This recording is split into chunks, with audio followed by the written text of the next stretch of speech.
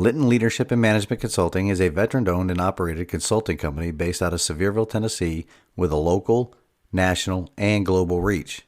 At Linton Leadership and Management Consulting, we provide leadership, human performance, and management consulting services, as well as coaching to companies of any size on methods to improve performance in their organizations. One-on-one coaching and mentoring is available to all individuals at any level of your organization. Additionally, large and small group seminars can be conducted. In these seminars, information on leadership tactics and techniques is shared, best practices discussed, and team building exercises are conducted, all of which serve to highlight methods on ways to increase the team's and the individual's performance. You can email the show to get the conversation started on exploring ways that we can work together to improve your team's performance. A significant discount will be offered to any Sevier County, Tennessee businesses.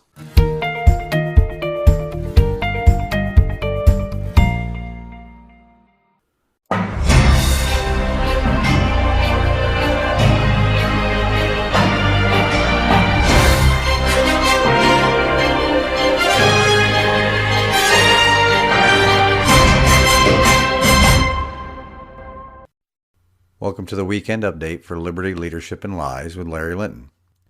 For local news and events, I attended a couple events this past week here in Sevierville.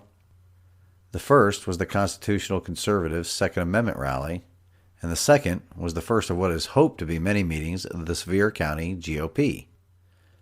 In my last weekly episode, I mentioned the speakers at the Second Amendment rally. Representative Harshbarger, Tennessee's 1st District Representative, and the other speaker was John Harris, the Executive Director of the Tennessee Firearms Association. Well, I have a big announcement. John Harris will be my guest on the podcast next week, where we will discuss liberty. We will discuss many of the topics Mr. Harris covered at the rally to better inform you on our constitutionally protected, God-given right of self-defense. Please tune in Wednesday to hear from this patriot. At Friday's meeting of the Sevier County GOP, State Representative Dale Carr gave us a brief on some legislation at the state capitol that directly impacts Sevier County. While attendance did not quite reach the numbers of the Constitutional Conservatives rally, there was a better representation of Generation X there. I even think there were some millennials there. It was also a pleasure to meet someone that I interact with on Telegram there. So here's a shout out to you, MM.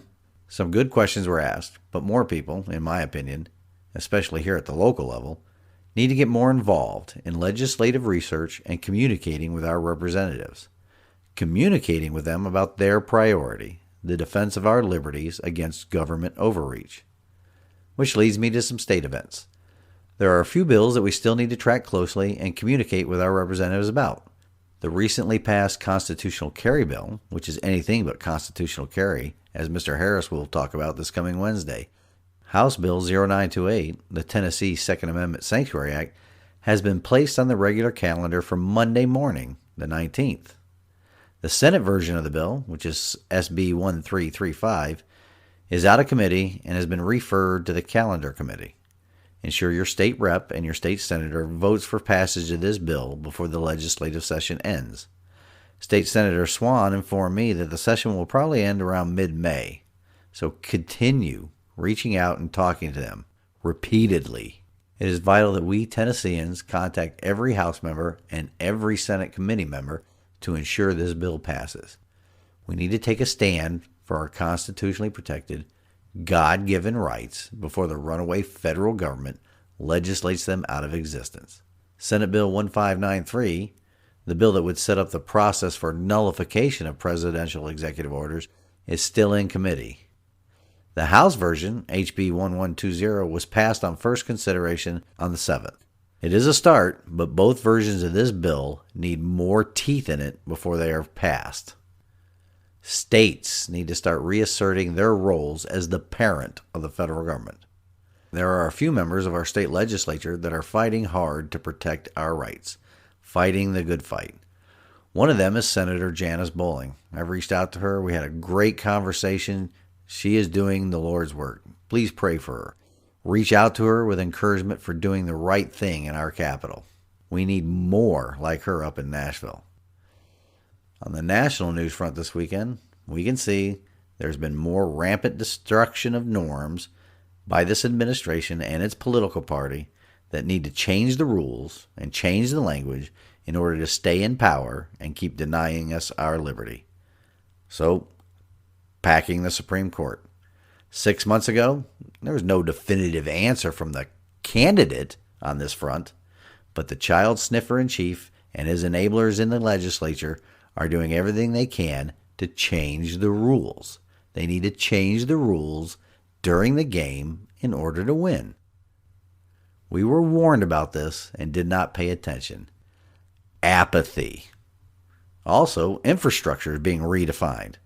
Apparently, everything is infrastructure now to justify stealing our liberty to pay for it. I mean, after all, you can't go out on the street and sell excrement with a sign saying poop for sale. But if you say recycled food byproducts that help sustain the environment, you'll get the woke crowd out there buying it up to save the planet and claim that those who don't buy it are either racist, bigots, or planet killers. We have to get in the arena to save our republic. Until next week, this has been the weekend update of Liberty, Leadership, and Lies. Reveille, it's time to wake up.